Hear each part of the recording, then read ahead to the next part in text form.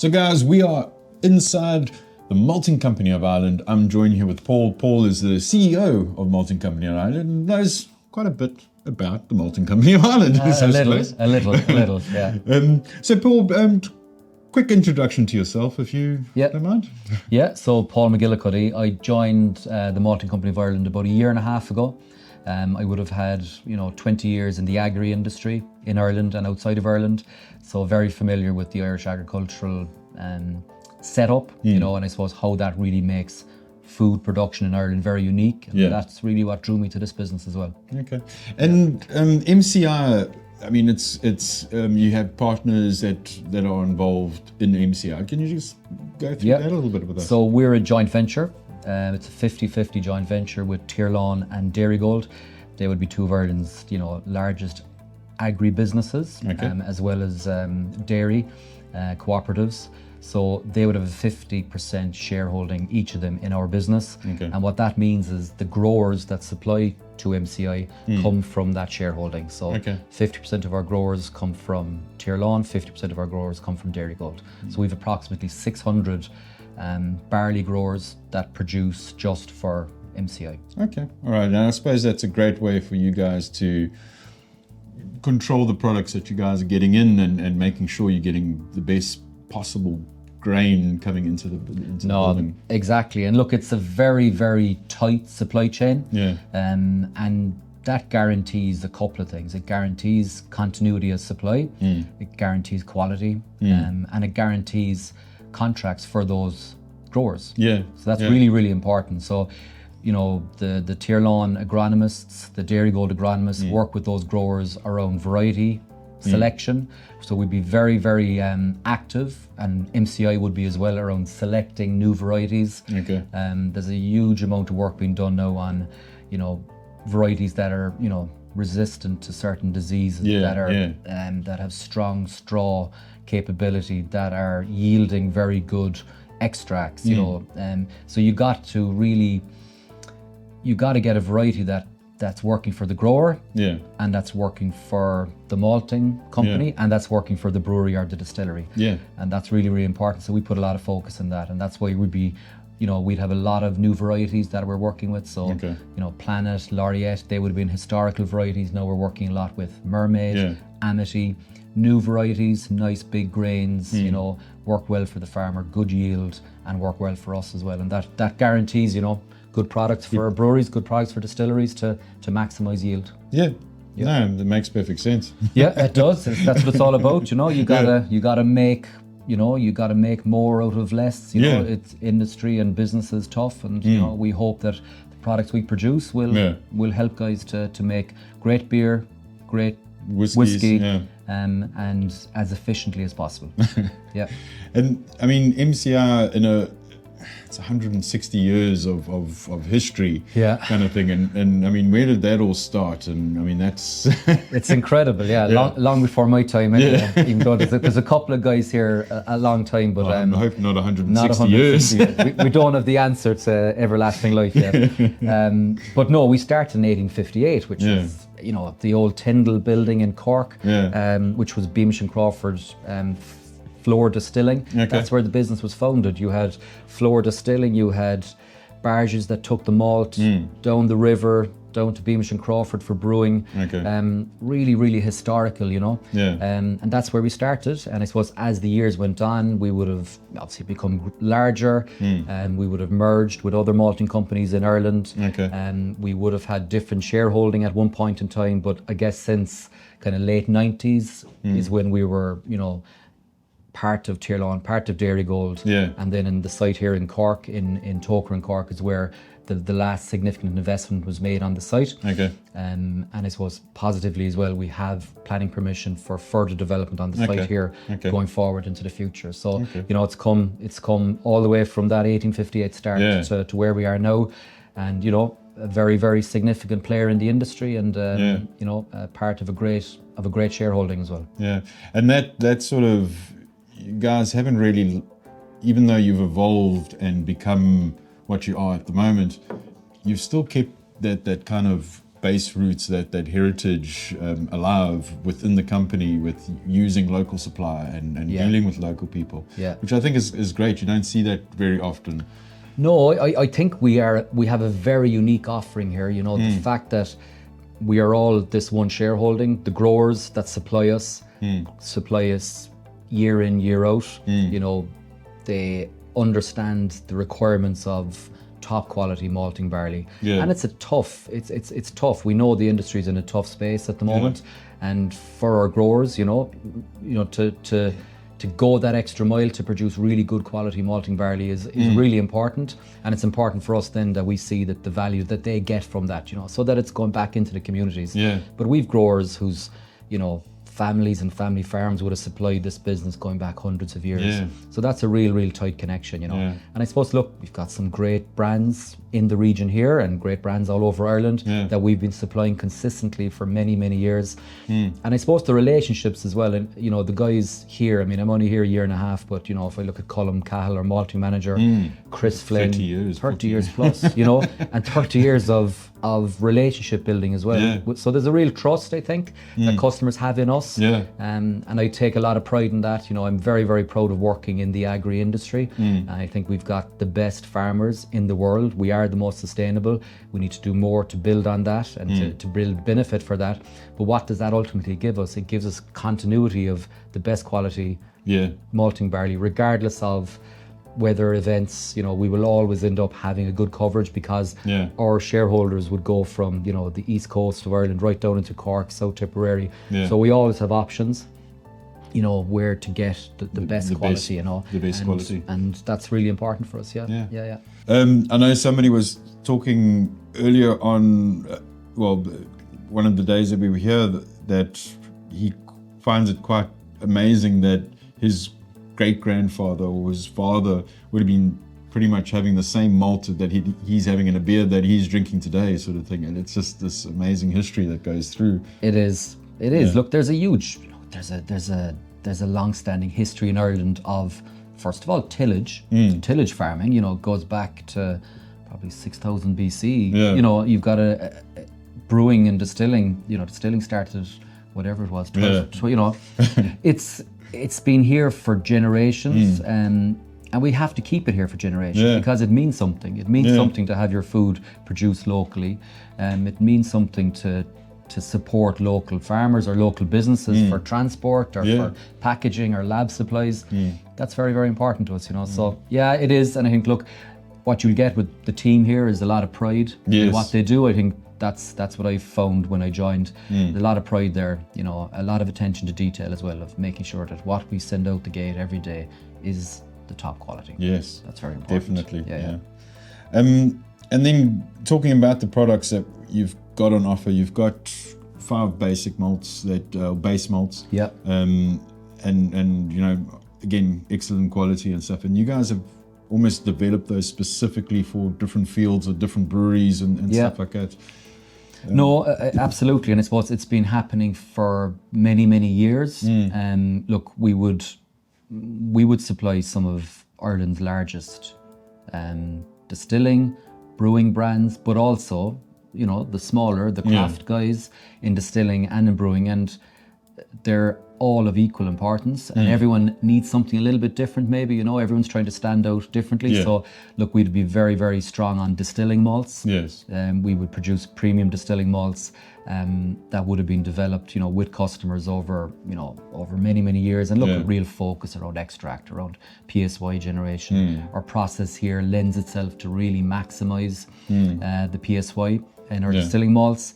Very gentle, you know. We then have our lager malts, some specific for customers, some more generic, but again, you know, very focused on a flavour type. Our ales, you know, a little bit darker, more your red ales, very popular with some of our export markets as well, in the US especially. And we recently developed a low colour base malt, Origin Gold, which is really taking the colour down to work as a good strong workhorse, you know, base malt that'll work in a lot of applications and not impact on colour generation. And then of course stout malt, as well. You know, gotta have that. And you gotta have stout malt.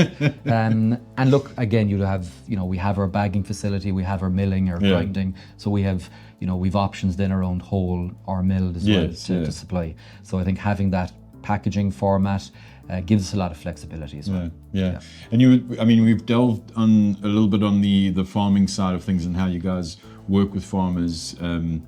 And we were speaking to some of the guys today regarding their practices and how Tyrion works with them, and really is right the way from base roots until it reaches your intake sort of thing. You're developing everything that you want to get out of that every single grain of malt, which I think is a great way to work. It comes back to that supply chain piece. So you know, it all starts with the grower, with the agronomist. So I suppose just to give a bit of an insight, Tirlawn and Dairygold would have a strong team of agronomists that work directly with the growers. Yes.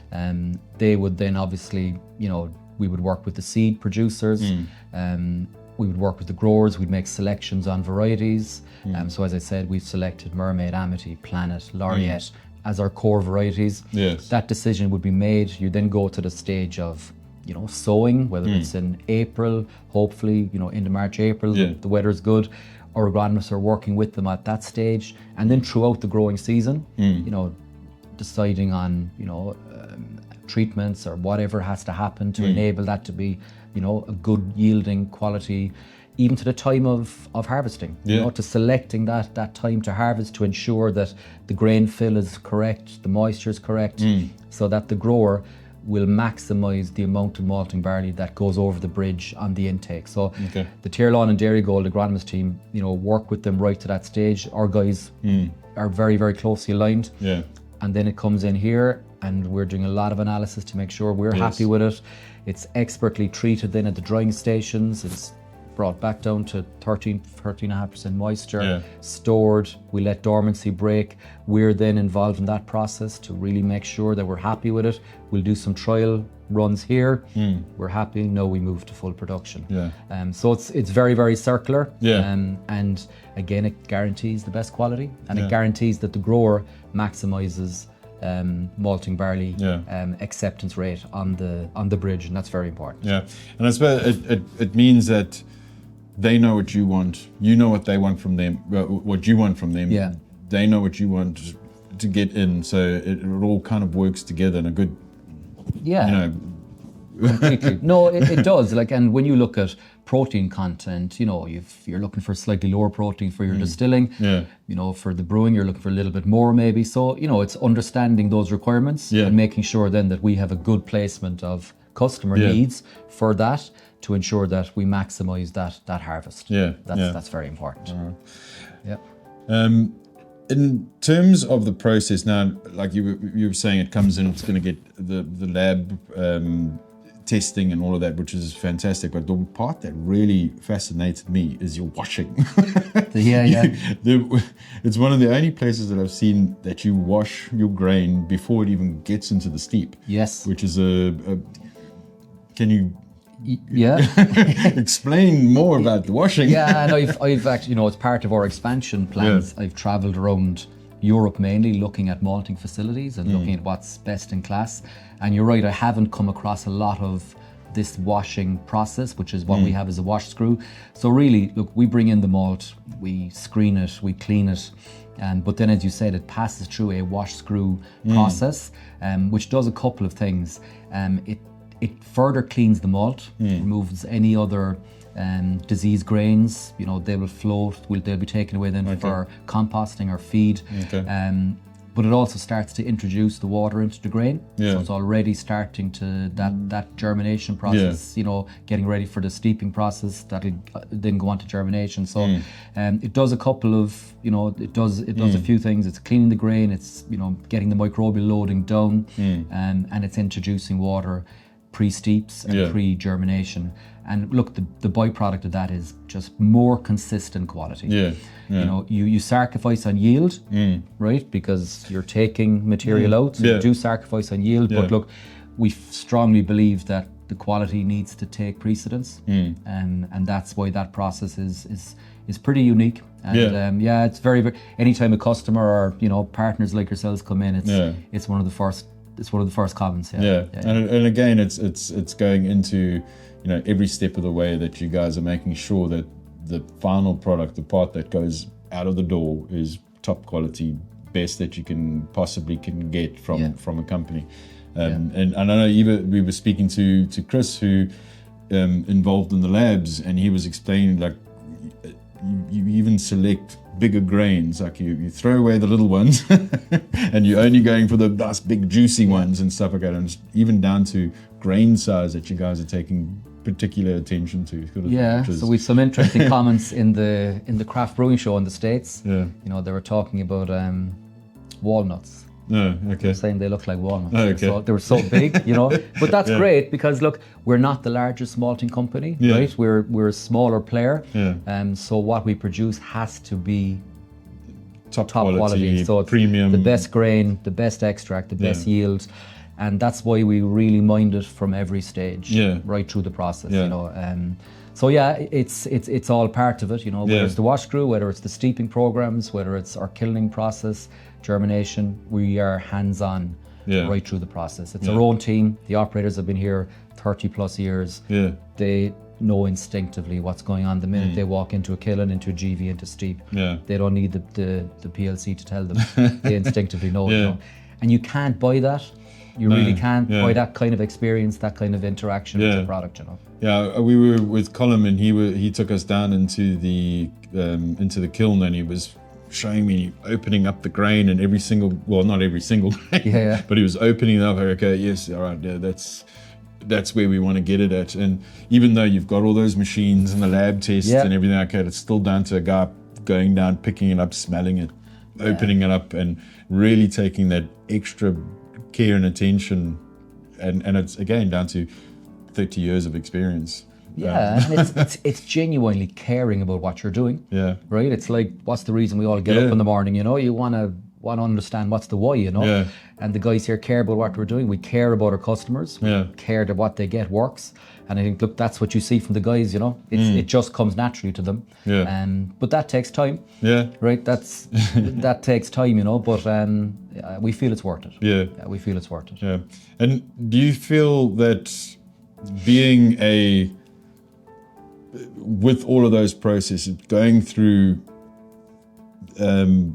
everything that you guys go through just to get this one piece of grain to my table or into my brew, does it make a difference in the final quality of the product that I'm going to be making?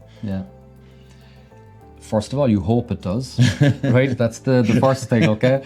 But look, my background is commercial most of my career, and you will always find out from customers, right?